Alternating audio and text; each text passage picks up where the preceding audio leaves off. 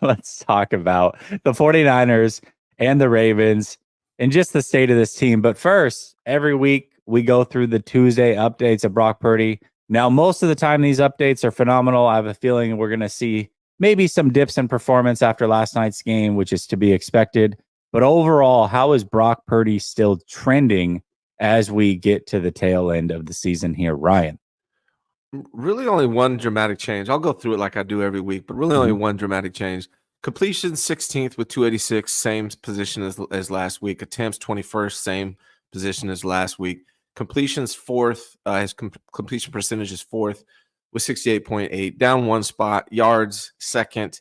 He did eclipse 4,000 yards. He has 4,050 now. Nice. Same spot as last week. Average 9.7, down 0.2, but same position as last week in first place. Yards per game 5th, which was the same as last week. Long, down 2 spots. Passing touchdown 2nd with 29 spots. Now he's below, who is it now? Dak, I believe? No. Who the hell is it? Let me tell you guys, because I got to give you the whole info.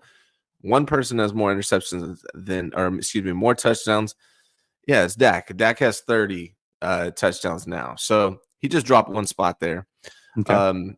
Interceptions. Here's where a substantial, big, humongous drop. The biggest drop of the season for Brock Purdy. Obviously, coming after a 4 interception game.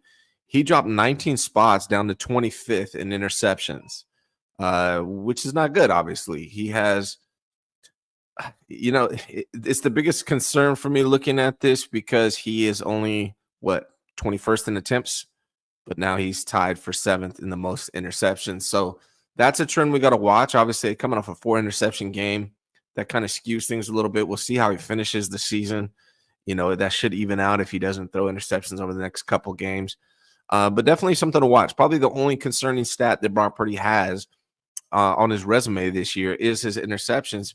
He's basically tied with Joshua Dobbs, who you really don't want to be tied with.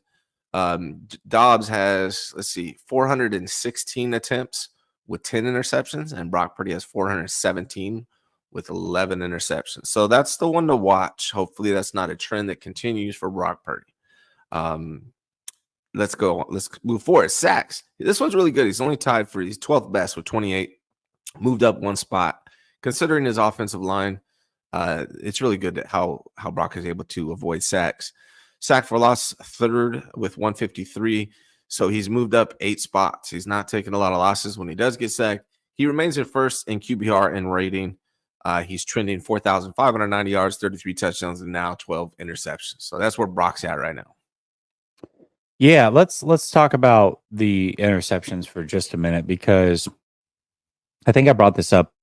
Maybe it was last week when you were going through the numbers, and you definitely have to give him credit because he was 21st in passing, still is, as far as attempts, but he's near the top of the league in yards, near the top of the league in touchdowns, which is fantastic.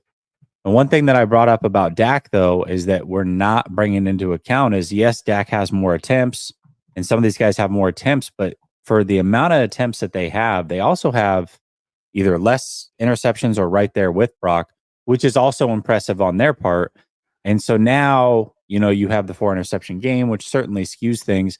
But really, that's always been my only concern with Brock Purdy. It's funny because there was the whole offseason conversation about his arm, which definitely I agree. Never had the strongest arm. I don't think anybody would argue that. But that's not what I talked about. That's not the biggest talking point for me. My biggest talking point for Brock Purdy, and always has been, is his decision making. And I think that it was questionable in college. I think it's been questionable in the NFL. And I think that his turnover worthy plays last year, and for a big majority of this year, the percentage has always been there. And so sometimes you're going to get lucky and sometimes you're not. I know people talked about the interceptions last night and said, well, Kyle in particular said, well, he was unlucky on 3 of them. Yeah, but you create your own luck to a certain extent. He's been very lucky on a lot of them. That's every quarterback. Right. He's been very lucky on a lot of them. And in fact, last night he had 2 more that were 3 more that I think he could have thrown. 2 were thrown to a defender that were dropped. Another one, the ball was tipped at the line of scrimmage. The attempt was going to use check. And if you look at that play, Hamilton was waiting for that ball to get there, because I think he was going to try to jump it and pick 6 it. So it might have actually, it could have been as many as 7 interceptions for Brock last night. The point is that yes, he threw 4, 3 of them tipped, whatever, but you create your own luck. You can't roll to your right and throw across your body the way that he does and has in the past against elite defenses. Those things just don't fly against good teams. And so that's my only concern with Brock. It always has been, is just some of the decision-making things. I don't think it's end of world. I think that Brock's going to bounce back in a great way. They have 2 teams here where he can kind of get his groove back going into the playoffs. But long term, it is a concern of mine. It always has been, and it's going to continue to be until it's not, or it just proves out to be that I should have been concerned the whole time, I guess. Can we talk about the interceptions from last night? I wanted to get your take on those. So to me, when an interception that's not a quarterback's fault is an interception that maybe the receiver runs the wrong route and he throws it to where he's supposed to be and it gets intercepted. That's not on the quarterback. Or a ball that's thrown well hits the receiver in the hands and is tipped up and the defense catches it, right? That's not on the quarterback. But these interceptions last night, I know a lot of people are saying, oh, he had one bad one. I mean, every single ball that he threw was first touched by the defender, right? When the tip behind the line of scrimmage, that was tipped by a defender. Brock Purdy is responsible for that. I don't understand why we were saying, hey, it got tipped. It's not his fault. Well, if you're a quarterback and you throw the ball and it gets tipped, that is your fault. So I'm not understanding the one to Kittle also. People say, yeah, it hit him in his chest, but it was like the 3-hand thing, right? Kittle had his hands up and it went through his hands as well as the defender had one hand on it. Then it hit his chest. That's on Brock Purdy. I don't really understand why we are. And here's the thing, like, it's okay to talk honestly about Brock Purdy and he having a bad night. It doesn't mean he's a bad quarterback. Mahomes had an awful game yesterday too. Like, you know what I mean? And so it happens. It totally happens. But you can't have honest conversations about players if you're going to cape for them every time something doesn't go their way. I'm sorry. You can't. It was like you had the 2-game interception against Minnesota. Oh, well, he was concussed. Okay.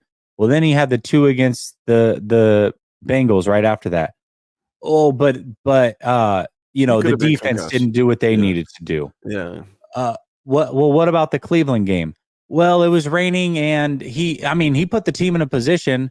And then last night it was like, well, 3 of them weren't his fault. Okay, well, listen, if we can't even just have an honest conversation and say, hey, things weren't good. They've been amazing all season. Like, I've been here saying they're amazing all season. I would like some of that in return when it's not amazing and say, yeah, it wasn't good. Who cares? Like, he'll be fine. It's okay to say he'll be fine, but to act as if, oh, it wasn't on him and it never is, you just can't. You can't have an honest conversation that way. You just can't. Yeah. Grant and I talked about homerism on Friday on the show. And I think, it's what plays into a part here. Like, I've learned to appreciate over time being objective about my team. I find it more enjoyable and also allows me to analyze other teams objectively. And if you're a homer and your team can do no wrong, to me, you just can't enjoy the whole game in general, the whole NFL and you can't get a realistic picture of who you are as a team. It's okay to say Brock Purdy had a bad game because guess what? He did.